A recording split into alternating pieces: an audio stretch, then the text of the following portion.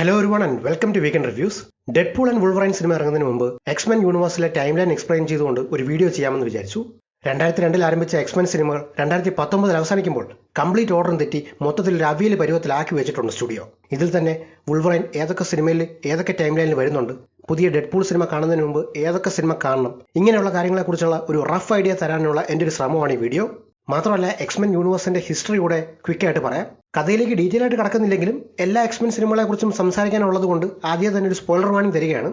So വീഡിയോയിലേക്ക് കടക്കുന്നതിന് മുമ്പ് എൻ്റെ ചാനൽ നിങ്ങൾ ആദ്യമായിട്ടാണ് വരുന്നതെങ്കിൽ ജസ്റ്റ് ഒന്ന് കയറി നോക്കുക. കണ്ടന്റ് കൊള്ളാം, ക്വാളിറ്റി ഉണ്ടെന്ന് നിങ്ങൾക്ക് തോന്നുകയാണെങ്കിൽ ഒന്ന് ലൈക്ക് ആൻഡ് സബ്സ്ക്രൈബ് ചെയ്ത് സപ്പോർട്ട് ചെയ്യണേ.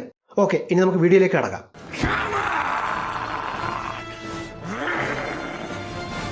What is that?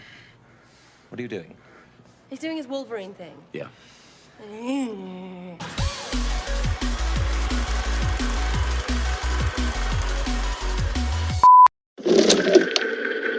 Stanley, Jack Kirby എന്നിവർ ചേർന്ന് സൃഷ്ടിച്ച കോമിക് ബുക്ക് ക്യാരക്ടേഴ്സാണ് Xmenഉം Xmen യൂണിവേഴ്സിലെ മറ്റ് കഥാപാത്രങ്ങളും. ഈ യൂണിവേഴ്സിൽ മനുഷ്യരുണ്ട്, അവരിൽ നിന്നും വ്യത്യസ്തമായി സൂപ്പർ പവർ ഉള്ള മ്യൂട്ടൻസും ഉണ്ട്. അവർക്ക് ജന്മനായി പവേഴ്സ് കിട്ടുന്നതാണ്. ഇവർക്ക് ഈ പവേഴ്സ് ഉള്ളതുകൊണ്ട് അല്ലെങ്കിൽ ബാക്കി മനുഷ്യരിൽ നിന്ന് ഡിഫറൻ്റ് ആയതുകൊണ്ട് സമൂഹത്തിൽ ഒറ്റപ്പെടൽ നേരിടേണ്ടി വരുന്നുണ്ട്. അങ്ങനെയുള്ള മ്യൂട്ടൻസിനെ കണ്ടെത്തി അവരെ ഒന്നിപ്പിച്ച് കൊണ്ടുപോകാനും അവർക്ക് വേണ്ട സഹായവും പ്രൊട്ടക്ഷനും ഒക്കെ കൊടുക്കുന്നത് മറ്റൊരു മ്യൂട്ടൻ്റായ ചാൾസ് സേവിയറാണ്. പുള്ളിക്കാരൻ ടെലിപത്തിക് പവർ ഉള്ള ഒരു മ്യൂട്ടൻ്റാണ്. അയാൾ തുടങ്ങി വെക്കുന്ന ടീമാണ് Xmen. ഈ സമാധാനത്തിന്റെ വഴിയിലൂടെ അല്ലെങ്കിൽ മനുഷ്യരുമായിട്ട് ചേർന്ന് പോകണം എന്ന ഐഡിയോളജി ഉള്ള ഒരാളാണ് പ്രൊഫസർ എക്സ്. പക്ഷേ മറിച്ച് മ്യൂട്ടൻസിനെ മനുഷ്യർ ഉപദ്രവിക്കുന്നത് കാരണം അടിമകളെ പോലെ നിൽക്കാതെ തിരിച്ച് ഫൈറ്റ് ചെയ്യണം എന്ന് പറയുന്നൊരു റെവല്യൂഷണറിയാണ് മാഗ്നീറ്റോ. രണ്ടുപേരും രണ്ട് വ്യത്യസ്തമായിട്ടുള്ള ഐഡിയോളജി ഫോളോ ചെയ്യുന്ന മ്യൂട്ടൻസ്. അവരെ ഫോളോ ചെയ്യുന്ന മറ്റ് മ്യൂട്ടൻസും ഉണ്ട്.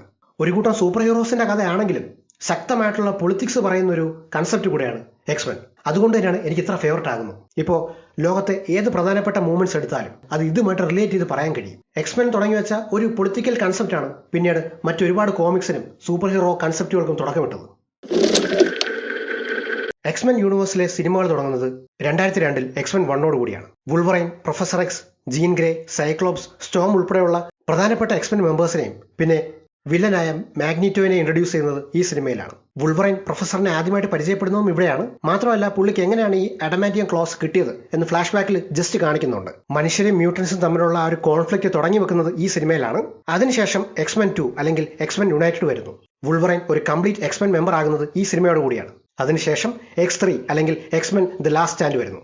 Xmen ലാസ്റ്റ് സ്റ്റാൻഡ് വളരെ ഇമ്പോർട്ടൻ്റ് ആയിട്ടുള്ള ഒരു സിനിമയാണ്. ആദ്യത്തെ 2 സിനിമകളിലും തുടങ്ങി വെച്ച ആ ഒരു മനുഷ്യരും മ്യൂട്ടൻസും തമ്മിലുള്ള ആ ഒരു കോൺഫ്ലിക്റ്റും പിന്നെ മ്യൂട്ടൻസും തമ്മിലുള്ള ആ ഒരു സിവിൽ വാറും അവസാനിക്കുന്നത് ഈ സിനിമയോട് കൂടിയാണ്. മാത്രമല്ല Xmen കോമിക്സിലെ ഏറ്റവും ഇമ്പോർട്ടൻ്റ് ആയിട്ടുള്ള കഥകളിൽ ഒന്നായിട്ടുള്ള ഡാർക്ക് ഫീനിക്സ് കഥ ഇവിടെ യൂസ് ചെയ്തിട്ടുണ്ട്. ജീൻ ഗ്രേ കാരണം പ്രൊഫസർ ചാൾസ് സേവിയർ മരിക്കുന്നതും ഈ സിനിമയിലാണ്.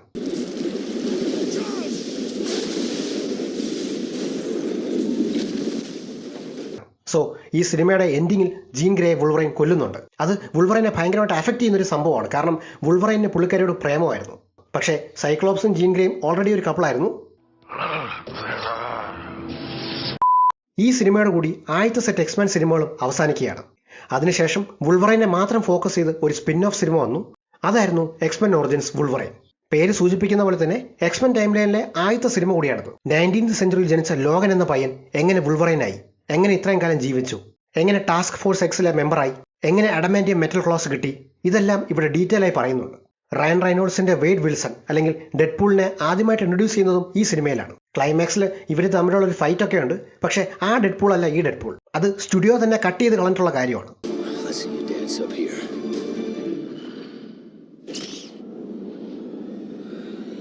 സോ ഈ സിനിമയുടെ അവസാനം തലയ്ക്ക് അഡമാന്റിയം ബുള്ളറ്റ് കൊണ്ട് വെടികൊണ്ട് ലോഗന് മെമ്മറി ലോസ് സംഭവിക്കുന്നുണ്ട്.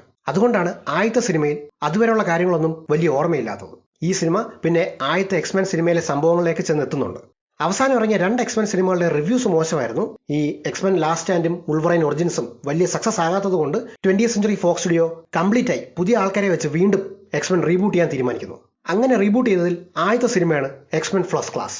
കൺഫ്യൂഷൻ വരാതിരിക്കാൻ Xmen ഫസ്റ്റ് ക്ലാസിന്റെ കഥ 1960s സെറ്റ് ചെയ്തിരുന്നത്. പ്രൊഫസർ ചാൾസ് സേവിയറിന്റെയും മാഗ്നീറ്റോയിന്റെയും കഥ ചെറുപ്പം മുതൽ പറഞ്ഞു തുടങ്ങുന്നുണ്ട്. ആദ്യം ഫ്രണ്ട്സ് ആയിരുന്ന ചാൾസും മാഗ്നീറ്റോയും എങ്ങനെ ശത്രുക്കളായി, 1960s സോവിയറ്റ് US കോൾഡ് വാറിൽ മ്യൂട്ടൻസിനുള്ള പങ്ക് എന്താണ്, അങ്ങനെയുള്ള കാര്യങ്ങളാണ് കഥ ഫോക്കസ് ചെയ്യുന്നത്. കഥയുടെ ഒരു പോയിന്റിൽ പ്രൊഫസർ എക്സും മാഗ്നീറ്റോയും വുൾവറൈനെ Xmen ടീമിലേക്ക് എടുക്കാൻ വരുന്നുണ്ട്. പക്ഷേ ടീമിൽ എടുക്കാതെ തിരിച്ചു പോകുന്നുമുണ്ട്. Excuse me, I'm Eric Lensher. Sounds like Xavier. Go yourself.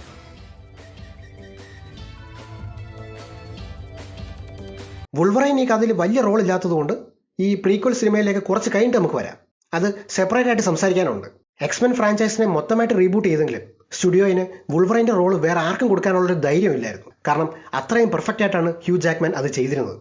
മാത്രമല്ല ആ ക്യാരക്ടറിന് അത്രയും പോപ്പുലാരിറ്റി ഉണ്ടാകാനുള്ള ഒരു പ്രധാന കാരണം അത് ഹ്യൂ ജാക്ക്മാൻ്റെ പെർഫോമൻസ് തന്നെയായിരുന്നു. അതുകൊണ്ട് തന്നെ വുൾവറൈൻ്റെ സിനിമകൾ അവർ കണ്ടിന്യൂ ചെയ്യാൻ തീരുമാനിച്ചു. എക്സ്മെൻ ലാസ്റ്റ് സ്റ്റാൻഡിലെ സംഭവങ്ങൾക്ക് ശേഷം അതിന്റെ തുടർച്ച എന്ന നിലയിൽ വന്ന സിനിമയാണ് ദ വുൾവറൈൻ. ലാസ്റ്റ് സ്റ്റാൻഡിന്റെ അവസാനം ജീൻ ഗ്രേനെ കൊല്ലേണ്ടി വരുന്ന ഓർമ്മകൾ ലോഗനെ വേട്ടയാടുന്നുണ്ട്. ഈ സിനിമയുടെ കഥ കംപ്ലീറ്റ് ആയിട്ട് സെറ്റ് ചെയ്തിരിക്കുന്നത് ജപ്പാനിലാണ്. ഈ സിനിമയിലല്ല, അതിന്റെ പോസ്റ്റ് ക്രെഡിറ്റ് സീനാണ് വളരെ ഇമ്പോർട്ടന്റ്. പോസ്റ്റ് ക്രെഡിറ്റ് സീനിൽ ശത്രുക്കളായിരുന്ന പ്രൊഫസർ എക്സും മാഗ്നിറ്റോയും ഒരുമിച്ച് വുൾവറൈനെ കാണാൻ വരുന്നുണ്ട്. സെന്റിനൽസ് എന്ന വലിയൊരു അപകടം വരുന്നുണ്ട്.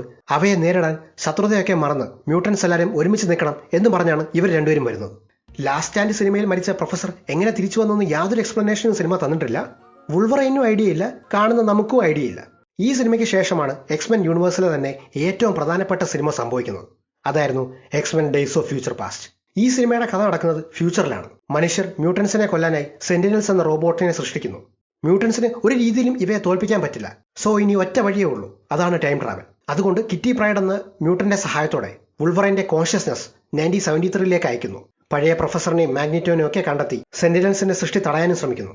ഈ ടെർമിനേറ്റർ അല്ലെങ്കിൽ ബാക്ക് ടു ദ ഫ്യൂച്ചർ സിനിമകൾ പോലെ 2 ജനറേഷനിലെ എക്സ്മെൻ നടിമാരും നടന്മാരും ഒരുമിച്ച് one of the best X-Men cinema കൂടെയാണ് ഡേയ്സ് ഓഫ് ഫ്യൂച്ചർ പാസ്റ്റ്. അതായത് ഇത് എക്സ്മെൻ ഫസ്റ്റ് ക്ലാസിന്റെയും ഒരു സീക്വലാണ്, പഴയ എക്സ്മെൻ സിനിമകളുടെ ഒരു തുടർച്ച കൂടിയാണ്. ഈ സിനിമയുടെ അവസാനം വുൾവറൈന്റെ സഹായത്തോടെ സെന്റിനൽസിന്റെ സൃഷ്ടി തടയുന്നു. അതോടെ ഫ്യൂച്ചർ കംപ്ലീറ്റ് ആയി ചേഞ്ച് ആകുന്നു, അല്ലെങ്കിൽ സംഭവിച്ചിട്ടില്ല. പുതിയ ഫ്യൂച്ചറിൽ ഉറക്കമണിക്കുന്ന വുൾവറൈൻ കാണുന്നത് ജീൻ ഗ്രേ ഉൾപ്പെടെയുള്ള എല്ലാ മ്യൂട്ടൻസും പുട്ടുപോലെ നിൽക്കുന്നതാണ്. ഈ സംഭവിച്ച കാര്യങ്ങളൊക്കെ ഓർമ്മയുള്ളത് വുൾവറൈനും പ്രൊഫസറിനും മാത്രമാണ്. പാസ്റ്റ് ചേഞ്ച് ചെയ്തതുകൊണ്ട് എക്സ്മെൻ 3 സംഭവിച്ചിട്ടില്ല. വുൾവറൈൻ പോസ്റ്റ് ക്രെഡിറ്റ് സീനും സംഭവിച്ചിട്ടില്ല. ഡേയ്സ് ഓഫ് ഫ്യൂച്ചർ പാസ്റ്റിലെ ഫ്യൂച്ചറും സംഭവിച്ചിട്ടില്ല. സോ ഈ സിനിമയുടെ അവസാനം 2 പ്രധാനപ്പെട്ട കാര്യങ്ങൾ സംഭവിച്ചു. ഒന്ന്, ഫ്യൂച്ചർ ചേഞ്ച് ആയി. മറ്റൊന്ന്, പാസ്റ്റിലുള്ള ലോഗനെ കണ്ടെത്തുന്നത് കേണൽ സ്ട്രൈക്കർ ആണെന്ന് നമ്മൾ ആദ്യം വിചാരിക്കും. പക്ഷേ അത് മിസ്റ്റേക്ക് തന്നെയായിരുന്നു. എന്തിനാണ് സ്റ്റുഡിയോ ഇങ്ങനൊരു കൺഫ്യൂഷൻ ഉണ്ടാക്കിയെന്ന് ഇപ്പോഴും പിടിയില്ല. ഓക്കെ, അത് മിസ്റ്റേക്ക് അല്ല, കേണൽ സ്ട്രൈക്കർ തന്നെയാണെന്ന് നമുക്ക് വിചാരിക്കാം. അങ്ങനെയാണെങ്കിൽ സ്ട്രൈക്കർ വുൾവറൈനെ കണ്ടുപിടിക്കുന്നു, വെപ്പണക്സ് പ്രോഗ്രാമിന് വിധേയനാക്കുന്നു, പുള്ളിക്ക് അഡമാന്റിയം ക്ലോസ് കിട്ടുന്നു, അവിടുന്ന് രക്ഷപ്പെടുന്നു, എക്സ്മെൻ 1 കഥയിലേക്ക് എത്തുന്നു. വേറൊരു പ്രശ്നമുണ്ട്. ഈ എക്സ്മെൻ ഒറിജിൻസിലെ ലോഗൻ സ്വമേധയാ ഈ വെപ്പണക്സ് പ്രോഗ്രാമിന് പങ്കെടുത്താന്ന് കാണിക്കുന്നുണ്ട്. ആരും പിടിച്ചോണ്ട് വന്നതല്ല. സോ ഇങ്ങനെയാണെങ്കിൽ ആ സിനിമ കംപ്ലീറ്റ് ആയിട്ട് ഡിലീറ്റ് ചെയ്ത് കളയേണ്ടി വരും. സോ MCUലെ ഫ്യൂച്ചർ അനുസരിച്ച് if you travel to the past, that past becomes your future, and your former present becomes the past. പാസ്റ്റിൽ പോയി ഇവന്റ്സ് ചേഞ്ച് ചെയ്താൽ ഫ്യൂച്ചർ മാറില്ല, പകരം വേറൊരു ലൈഫ് അല്ലെങ്കിൽ ബ്രാഞ്ച്ഡ് ടൈം ലൈൻ ഉണ്ടാകത്തേ ഉള്ളൂ. അങ്ങനെയാണെങ്കിൽ ഈ ഒരു കാനൻ ഇവന്റ് സംഭവിച്ചതോടുകൂടി ഒരു ബ്രാഞ്ച്ഡ് ടൈം ലൈൻ ഉണ്ടായി എന്ന് വേണമെങ്കിൽ പറയാം. സോ പ്രീക്വലാണ് എക്സ്മെൻ ഫസ്റ്റ് ക്ലാസ്. അതിനുശേഷം എല്ലാവരും ഒന്നിച്ച X Men days of future past, പിന്നെ ടൈം ലൈൻ ബ്രാഞ്ചായി എക്സ്മെൻ അപ്പോക്കലിപ്സും ഡാർക്ക് ഫീനിക്സും സംഭവിച്ചു. അവസാനത്തെ 2 സിനിമകളെ കുറിച്ച് നമ്മൾ സംസാരിക്കേണ്ട ആവശ്യമില്ല, അത് ഔട്ട് ഓഫ് സിലബസ് ആണ്. കണ്ടില്ലെങ്കിലും വലിയ മാറ്റമൊന്നുമില്ല. ഈ എക്സ്മെൻ അപ്പോക്കലിപ്സിൽ ഒരു ക്യാമിയോ റോളിൽ വുൾവറൈൻ ഉണ്ട്. ഈ ഡേയ്സ് ഓഫ് ഫ്യൂച്ചർ പാസ്റ്റിൽ കാണിച്ചതുപോലെ വുൾവറൈനെ കണ്ടെത്തിയ ശേഷം വെപ്പണസ് പ്രോഗ്രാമിന് വിധേയനാക്കുന്നു. ആ പ്രോഗ്രാമിന്റെ ഭാഗമായിട്ട് ജയിലിൽ ഇട്ടേക്കുമായിരുന്നു. കേണൽ സ്ട്രൈക്കറിന്റെ ജയിലിൽ നിന്ന് രക്ഷപ്പെടുന്നതിനിടയിൽ സ്കൂളിൽ പഠിക്കുന്ന അല്ലെങ്കിൽ സ്കൂൾ പ്രായമുള്ള ജീൻ ഗ്രേനെ കാണുന്നുണ്ട്. ഈ 12 വയസ്സുള്ള കൊച്ചിനെയാണോ മുതലാളി 13 വർഷമായിട്ട് പ്രേമിക്കുന്നത്? പക്ഷേ ഈ സംഭവം എക്സ്മെൻ 1 അല്ലെങ്കിൽ പിന്നീടുള്ള ഒരു എക്സ്മെൻ സിനിമകളിലോ വുൾവറൈൻ പറയുന്നില്ല. ഈ ജീൻ ഗ്രേനെ ആലുവ മണപ്പുറത്ത് വെച്ച് കണ്ട ഓർമ്മ പോലും പുള്ളിക്കില്ല. അതുകൊണ്ടാണ് ഞാൻ പറഞ്ഞത് ഈ എക്സ്മെൻ അപ്പോക്കലിപ്സ് സിനിമ നമുക്ക് ആവശ്യമില്ല എന്ന്. എത്രയൊക്കെ ടൈം ട്രാവൽ ചെയ്താലും പാസ്റ്റ് ചേഞ്ച് ചെയ്താലും വിധി നമുക്ക് മാറ്റാൻ കഴിയില്ല എന്ന് പറയുന്നതിന്റെ എക്സാമ്പിളാണ് പിന്നീട് വന്ന ലോഗൻ സിനിമയിലെ സംഭവങ്ങൾ. സെന്റിനൽസിന്റെ അപകടം തടയാൻ കഴിഞ്ഞെങ്കിലും മ്യൂട്ടൻസിനെ കാത്തിരുന്നത് മരണം തന്നെയായിരുന്നു. അതും അവരെ പ്രൊട്ടക്ട് ചെയ്യാൻ ശ്രമിച്ച പ്രൊഫസറിന്റെ കൈകൾ കൊണ്ട് തന്നെ. പ്രൊഫസർ എക്സിന് ഒരു ടെലിപാത്തിക് സീഷർ വന്നത് കാരണം ആൾമോസ്റ്റ് എല്ലാ ഫസ്റ്റ് ജനറേഷൻ മ്യൂട്ടൻസും കൊല്ലപ്പെടുന്നു.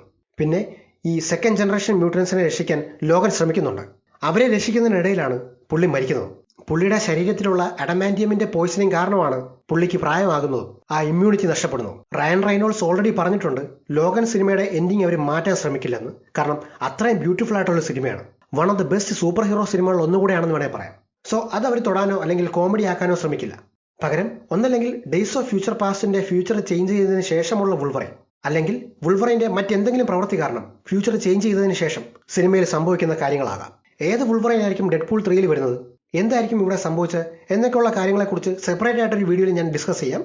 ഞാൻ ഈ വീഡിയോയിൽ കാണിച്ചതുപോലെ ഈ ഒരു ഓർഡറിൽ എക്സ്മെൻ സിനിമകൾ കണ്ടുപോയാൽ വലിയ കൺഫ്യൂഷൻ വരാൻ ചാൻസ് ഇല്ല. സോ ഇതാണ് എൻ്റെ X Men universe time line explanation. ഈ വീഡിയോ ഇഷ്ടപ്പെട്ടെങ്കിൽ എൻ്റെ ചാനലിലെ മറ്റ് വീഡിയോസ് കണ്ടു നോക്കുക. കണ്ടന്റ് കൊള്ളാമെന്ന് തോന്നുന്നെങ്കിൽ like and subscribe to weekend reviews. അടുത്ത തവണ പുതിയൊരു വീഡിയോ ആയിട്ട് വരാം. Thanks for watching.